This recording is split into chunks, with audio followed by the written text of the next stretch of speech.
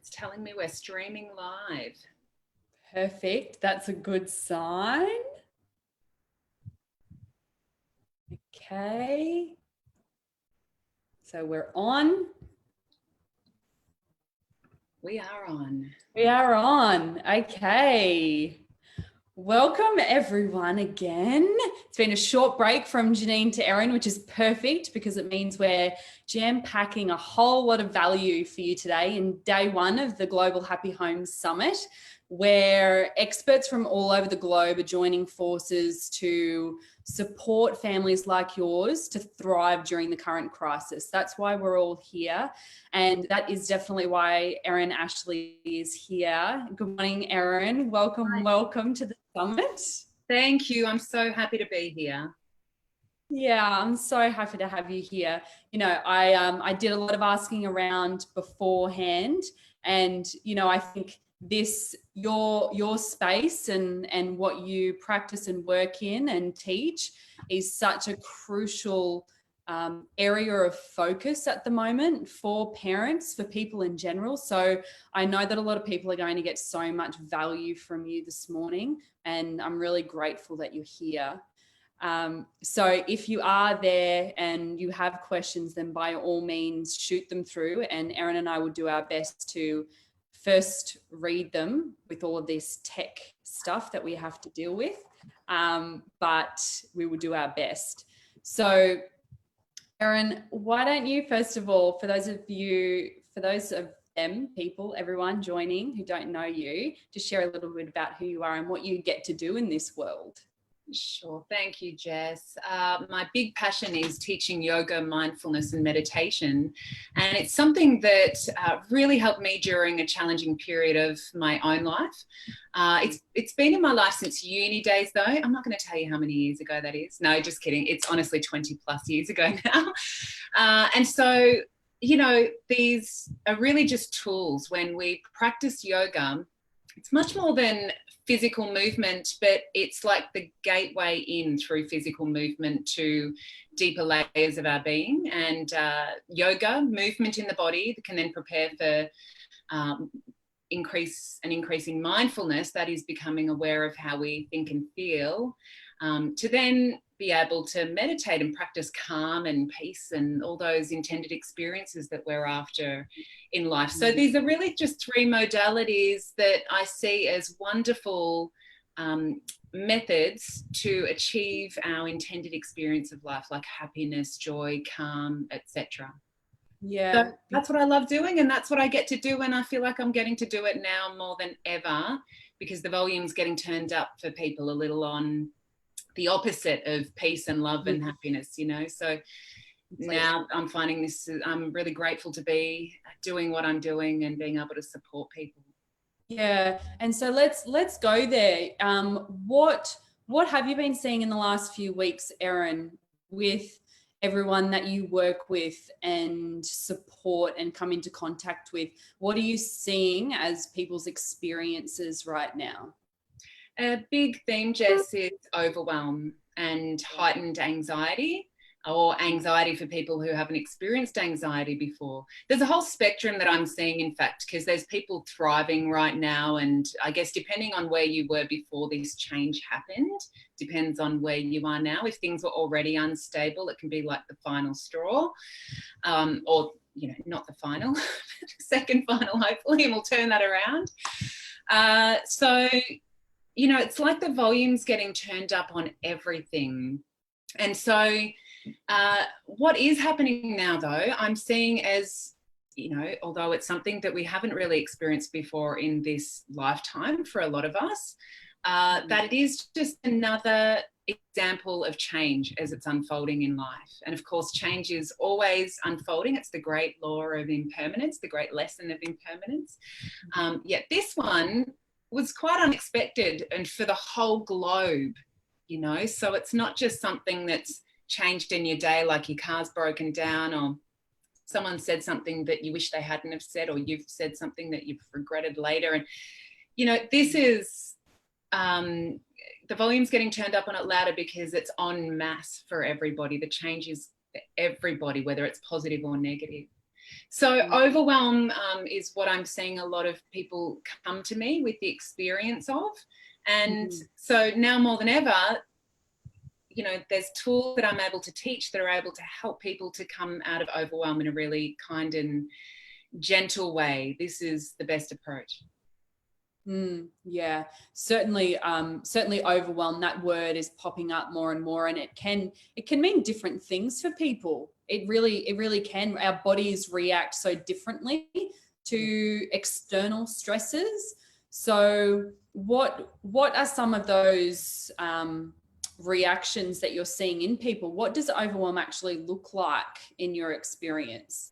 When I see overwhelm, and even speaking from my own experience of overwhelm, it's a feeling or an emotion that indicates that you're not in your own being right now. Like your senses, whether it's something you've heard, something you've smelled, something that you've seen, something that you've tasted, in all these senses, it's like they're being drawn outside of you.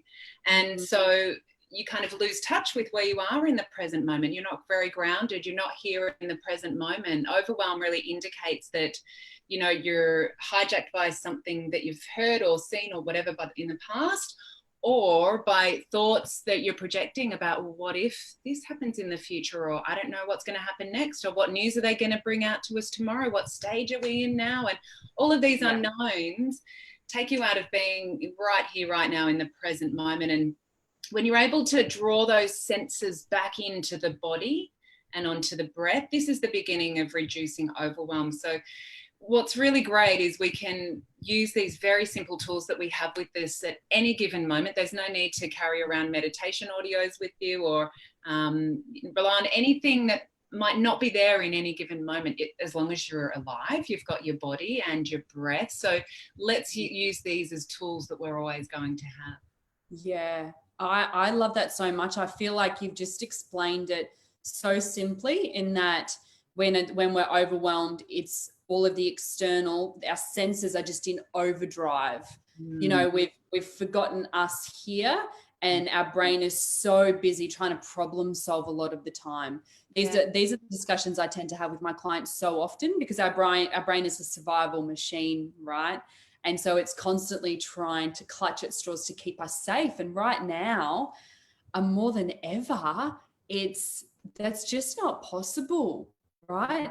So it's possible, but where the volume's getting turned up more than ever, we're at more risk, there's more potential. And particularly when you go out, like say you go to the shops at the moment, things are very different at the shops. It's a different shopping experience.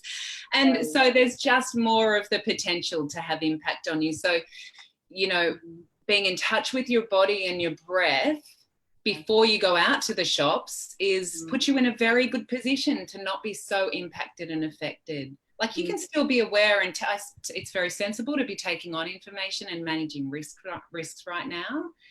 But I don't know that we should be waiting for all this to blow over to experience happiness, for example. I don't know that I'm going to wait for the months or weeks, months, whatever it's going to take for us to come out of self-isolation to have a wonderful experience of right now. Like who knows what's going to unfold in the next couple of months in our own health or relationships or any of the other areas of life. I say now is the right time to afford and permit yourself a happy experience again.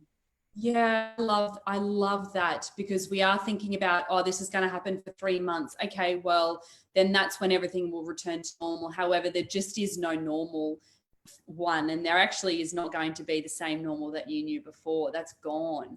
So I'd love to know what's helping you firstly at the moment in terms of remaining grounded within this. So what's been helping you?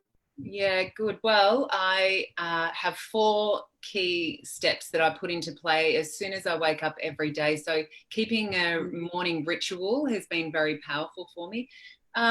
It's fascinating because a lot of people's routines have been greatly impacted. You know, like if you used to get up, go to work, that might not be happening right now. Or maybe if you're in the essential services and on the front line, you're working more than normal, for example. So just routines have been interrupted.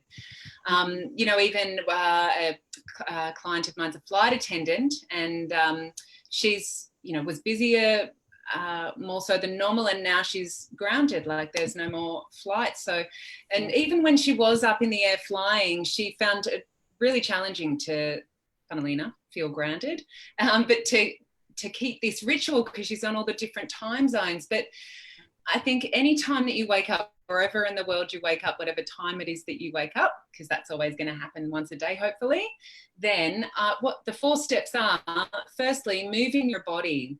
It's not about getting up and, going gung-ho. We want to be really gentle. The body's feeling a bit more tense when we first wake up because of how it's been laying all night still, hopefully. So, just some gentle stretches for a couple of minutes on the side of the bed. Sit up, sit on the side of the bed, or get down on all fours on the ground. Do some, cat-cow poses in yoga. And as you're moving your body, bring the awareness onto the breath. That's step 2. It's not about having to breathe in any particular way, but what we're doing here is, once we start moving the body, motion creates emotion, right? So sometimes we can wake up and just automatically feel like, oh gosh, what's going to happen today? What news are we going to hear today? Boom, anxious brain. Or, gee, that was sad about yesterday. I couldn't get this done yesterday. Bang, you're on the pathway to feeling sad or some kind of lack. So moving the body, you're in touch with what's happening in you right now, and then awareness on the breath. Oh, now I'm breathing, and you're reining the attention of the mind from all those scattered thoughts and overwhelm straight into a single object of focus. And this is mindfulness. This is attention training. So within the first couple of minutes, bang, you've set yourself up to participate in a focused, calm and grounded way for the rest of the day. You're literally setting the neuro pathways up to connect that way the whole day. So step 3 then is to be aware of your thoughts and feelings. So, naturally you're going to have thoughts. If you're a human being and you're alive, then you're going to have thoughts. It's okay. They're totally normal. But being aware of them and deciding, are they helpful or not? Yeah. Step 4 is then choosing kindness. So as you move your body, notice your breath, be aware of your thoughts and feelings. You can discern between, movements and ways of breathing and thoughts that are unfolding. Are they kind and helpful to me and the people around me right now, and my children and in my home, people outside in the supermarket, or are they not? And then you've put yourself in a really powerful and empowered seat where you can feel back in control of everything that you respond to from that moment. And all of a sudden, you've withdrawn the overwhelm, you've opened up a spacious, responsive mode in yourself, and do it as many times during the day as you need to, I say. Those 4 steps. I put them into 4 steps. It just makes it easier to remember. Yeah. And what comes up for me when you share that is, I know with my mind, if something is happening that's quite significant and it's bringing on a lot of stress and anxiety for me, I feel like I need to think about it constantly in order to find the solution, right? I need to think, I can't have my mind off that. Otherwise there's a risk that I'm going to fall into the trap of unsafety or being unsafe or not finding the solution. So my brain wants to focus on it completely. But what the ironic part is, and what I love with what your 4 steps are just now, is that it's actually the opposite that you require in order to get any sort of clarity or peace. So the more you can stop thinking about it and come into the present moment with your 4 steps is going to help 10 times more than my brain just thinking, problem solving. Yeah, you're so right, Jess. I've got to catch myself too, because it's like this default mode that's been inbuilt into us as human beings. Yeah. But stepping into, it's in our prefrontal cortex, the seat of high consciousness. And this is the seat that can choose kindness, for example, as a response in life. You actually need to be aware of all those ruminating thoughts and feelings and that desire to want to close off all the problems and find solutions for everything and package everything up, and then everything's going to be all right with the world, right? But it's like sometimes we just can't move forward until we've finished all those unfinished projects. Yes. So yes, you've said it beautifully. This is about how can we get comfortable during these uncomfortable times?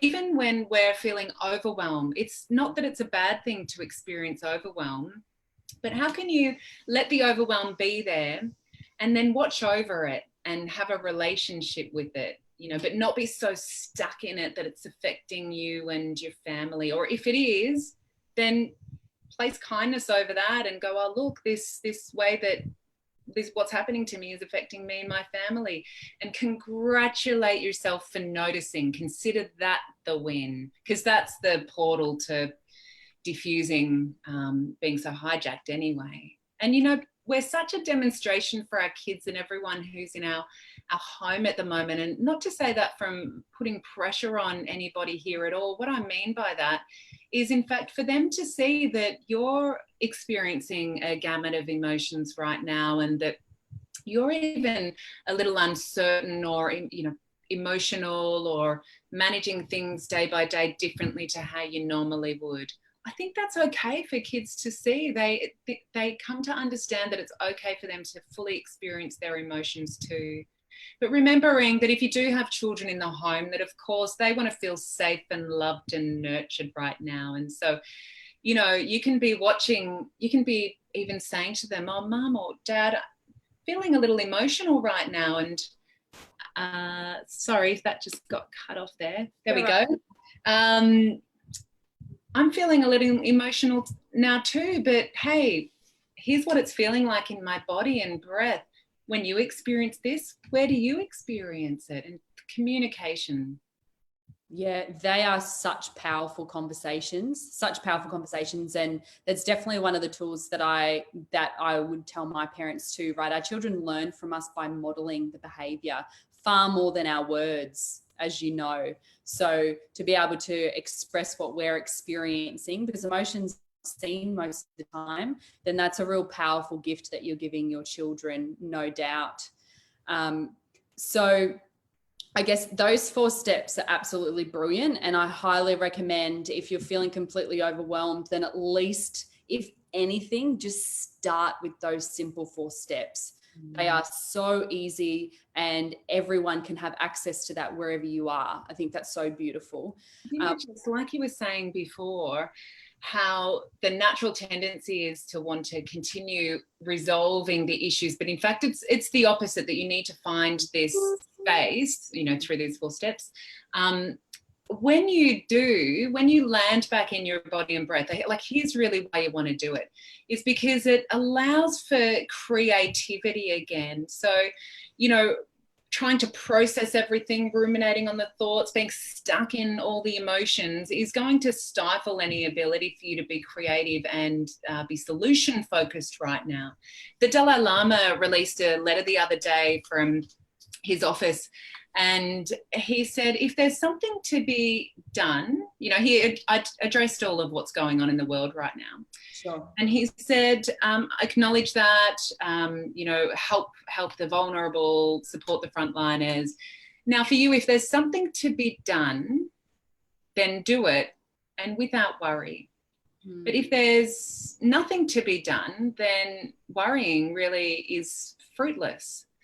And he, you know, he puts these things so simply, and it's so profound. It's like, oh, okay, so all these thoughts about what I should be doing and what if and what's going to unfold and everything, is there anything to be done with it right now? Like, have I got a call to action here to do anything proactive to help me, to help my family, to help people around me? Like, for example, you know, when this all started unfolding and knowing that everybody was going to be online and I wasn't going to be able to hold my live events or teach yoga classes or hold the meditation sessions anymore, of course I had to get things in line on gear. If I had have been in a stressful state about losing the ability to meet up with people live, you know, the seeds wouldn't have been planted for what have now become really wonderful creative business ideas for me, and putting online programs together and being able to continue to support my students, now more far and broad reaching than ever. Yeah. So staying solution focused, it demands that you land back in your body and breath as much as you can. Yeah, oh, that's such a beautiful point. It's the more that you're in stress mode and in your analytical mind, it prohibits the creative solutions that are there. You know, and that's just exactly what I've heard from you in that. And that is such a critical point to understand right now. Even though your brain will be telling you to do the opposite. So that's just a really great thing to reflect on. I really like that point. And so we've got 4 magical steps. And what else do you feel like are, you know, we're here supporting families right now. Yeah. So, you know, things that can support families. Generally, when parents are okay, the children are okay. That's the premise, right? So what can parents be doing, you know, either in what types of meditation, if people have never meditated before, or what types of yoga, if they've never done yoga before, or little simple techniques through their day, other techniques that you quite often use with people, what would be helpful for overwhelm within that? I think you know, you can really use those 4 steps as the pillars. So you as the parent, you're pretty good already at knowing how the vibe of the home's playing out. Like, you know, if things are starting to feel a little constrictive, you'll be very aware of that. Or if things feel calm and spacious, you'll be very aware of that. So just continuing to use your inbuilt awareness. And if things are starting to feel constrictive, like, things need to move, energy needs to shift. Energy can't be created from nothing or destroyed completely. It just needs to transform.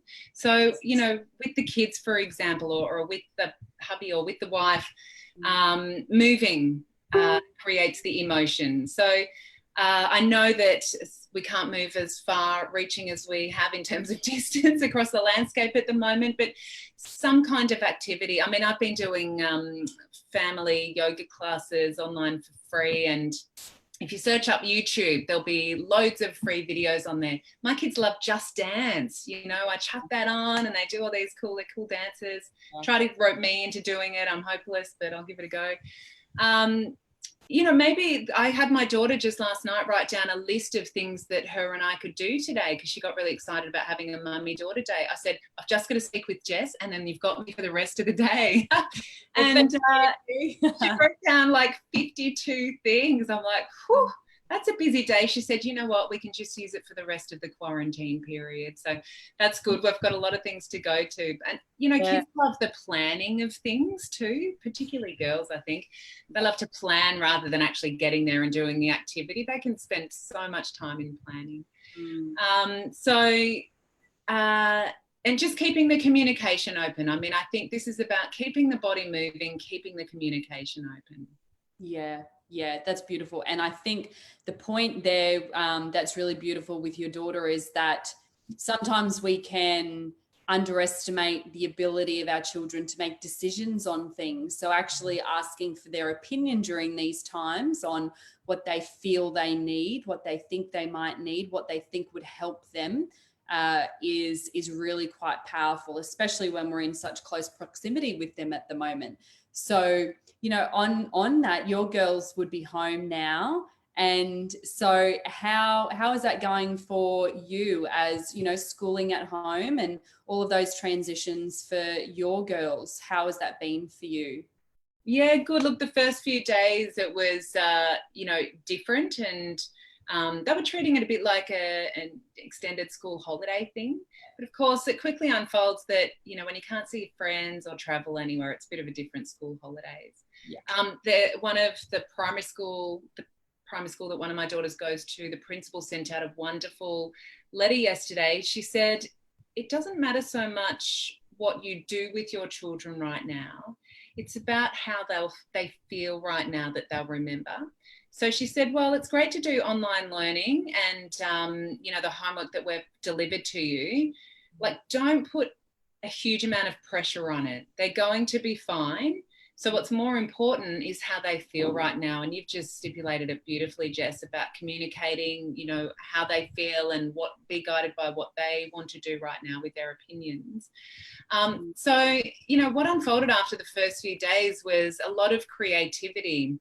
I didn't demand that they do any homework at all, actually, in those first few days. And then all of a sudden, started with cooking expeditions and, you know, this list that Sasha's just created. And I've been called to work more a lot. So personally, I have to really keep that in balance and make sure that I'm giving them enough mum time.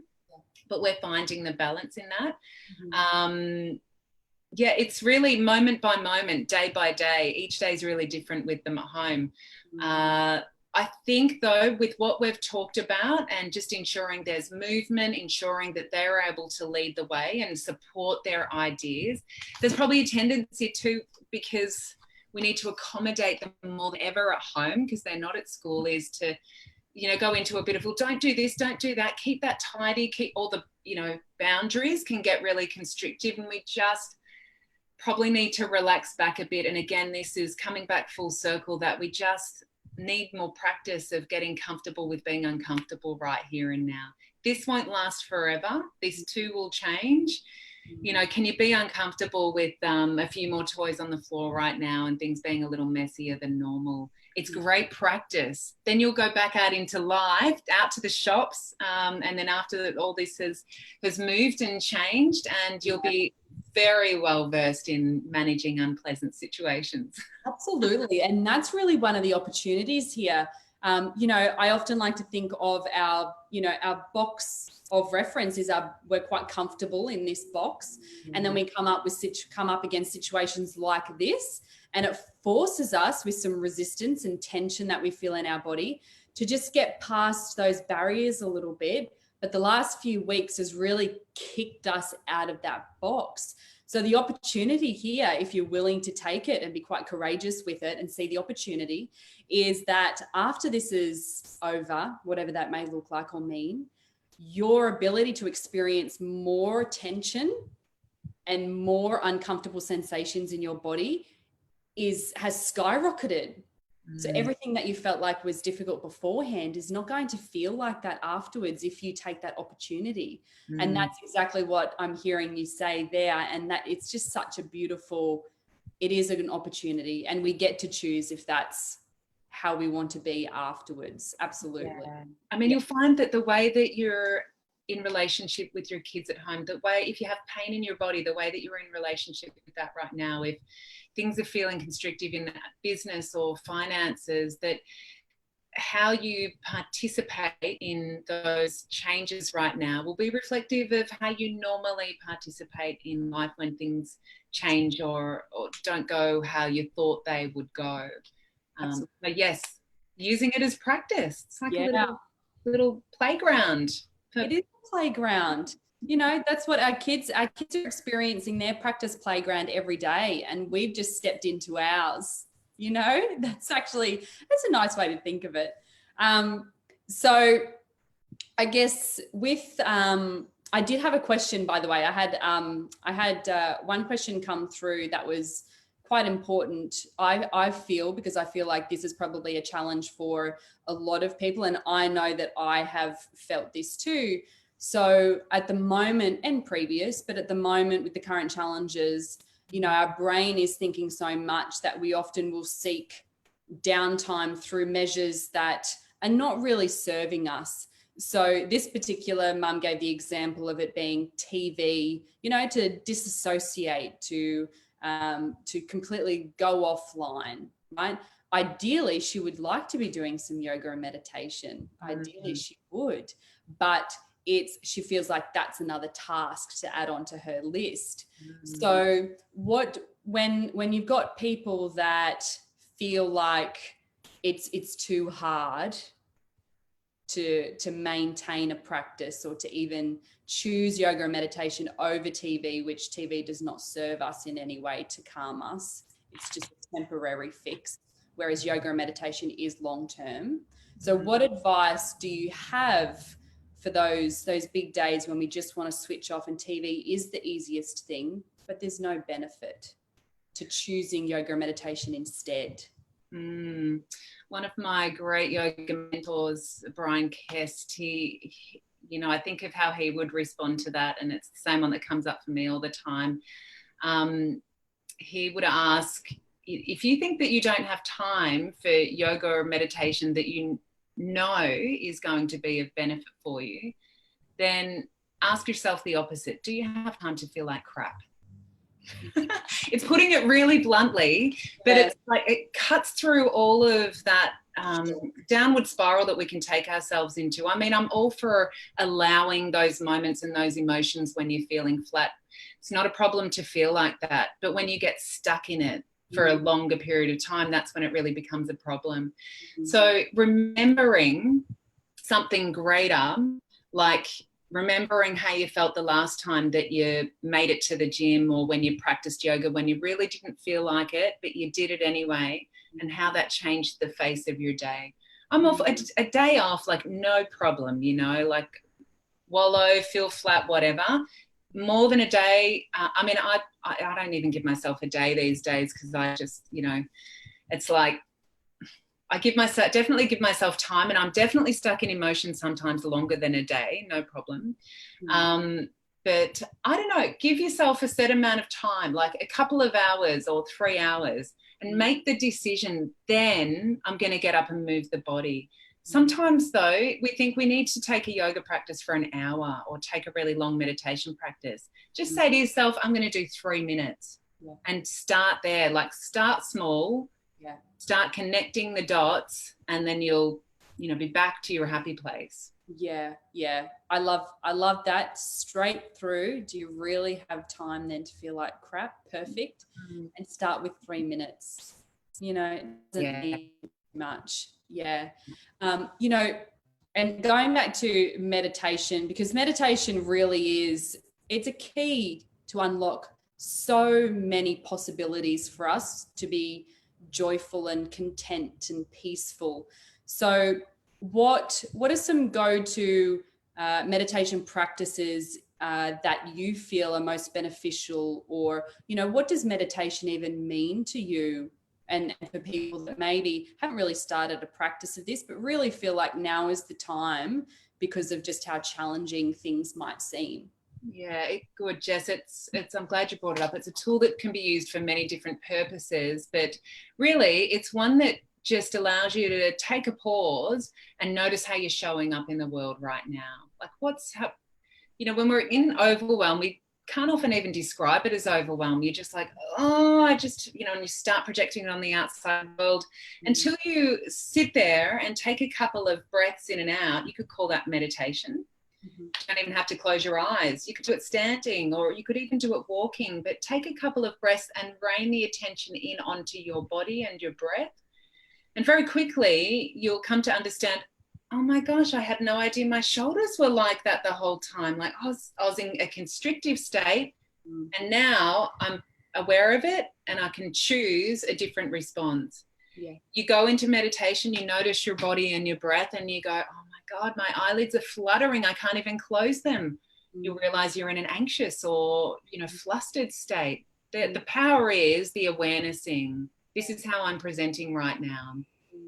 That might be your whole meditation. You don't even have to do anything about it, but just being aware of how you're showing up.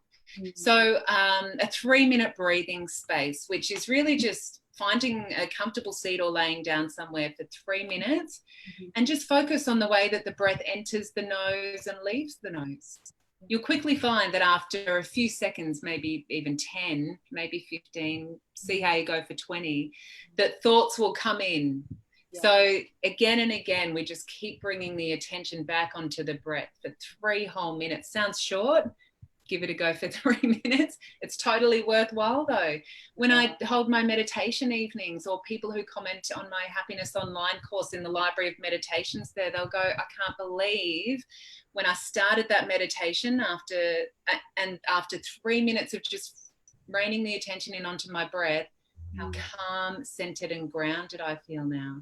Use things like brushing your teeth or going to the toilet, which are usually just a few minutes involved, maybe. Then use that as an exercise to focus on the breath for 3 minutes. You know, you don't have to be the perfect yogi sitting in a pretzel position and oming to be doing meditation at all. Yeah. So that way of meditation, very, very helpful. You can do it anywhere, anytime. Another one that I'll slip in if I've got time, that I'm finding really helpful at the moment, because it's called Tonglen meditation. It's a Tibetan Buddhist meditation, where as you breathe in, you actually breathe in the suffering of others. So whether you do it for people who have the virus, for example, or people who are experiencing anxiety, or your kids that are a little distressed, or breathing it in for something greater than you, and to relieve that population of people or that nation or the earth of that suffering, let it transform across your heart, and then breathe out peace and relief and comfort. So for your children right now, practice this, because intention has the ability to move matter. So what you intend, the experience of, can actually change how things play out in the home right now. Breathe in the chaos and the anxiety of home, and breathe out a calm, relaxed, happy home. Sit with that for 3 minutes. It's not going to take anything away from you. Sometimes when we think of taking on other people's suffering, we think it can take energy away from us. Practice it and explore how much energy it's going to actually put back in you by taking that away from someone else, transforming it and sending it back out. Beautiful. That's so beautiful. That's perfect and easy and simple. Love it. Thank you. There's one comment that I want to touch on, because everybody who I mention meditation to will say this comment, and I know you've heard it 1,000 times. And in case it's there for people too, I just want to nail it on the head, is the comment, "I'm just not good at meditation." So, if that is one thing that's stopping somebody from taking on this incredibly powerful practice, how would you usually respond to comments like that? Usually people think they're not good at meditation because thoughts come up and interrupt their meditation. So it's not about getting rid of your thoughts, it's about befriending your thoughts. Let them be there. Let the gamut and flood of thoughts and the monkey mind be there, and just notice it. And that's a good way to be kind with it and befriend it. So if you think you're not good at meditation because you're not good at sitting still, for example, then notice that you're not good at sitting still, and that you can call meditation. The fact that you noticed that it's just a reframe. You think you're not good at it. You're actually already doing it. So the fact that you're doing it means you're good at it. But are you noticing that your body's not still? Are you noticing that there's thoughts in the mind? Are you agitated? My God, that is such a powerful practice of meditation right there, that's what you've awarenessed and observed. Like, if you have the thought, "I'm not good at meditating," congratulate yourself for having the thought. Isn't that interesting that I'm thinking right now, I'm not good at meditating? That's the meditation right there. So you're already doing it, whoever asked that question. You're already an awesome meditator by noticing it. Yeah, perfect. Love that. And I just, while we finish up, Erin, I'll just make sure there's no questions for us to answer, but just a lot of hellos, which is beautiful. I'm glad everyone is joining us this morning. Thank you.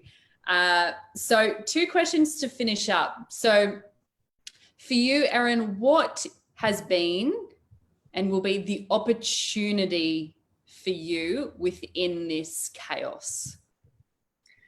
The opportunity for me is that it's more practice now than ever to be here with this moment as it's unfolding in the home, within me, within my family, within the world.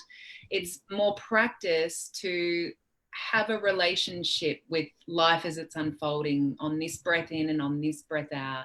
That's all that we really know, is rock solid and here right now. Who knows what's going to happen in an hour or tomorrow? And whatever's happened in the past, it's our perception of it that gives it its reality. So really, even that's not the reality of right now. But all I know is that in life, my greatest intention is to be with my loved ones, have time with them, and to have a happy experience, both me and them. And so now's the only opportunity that I have with them.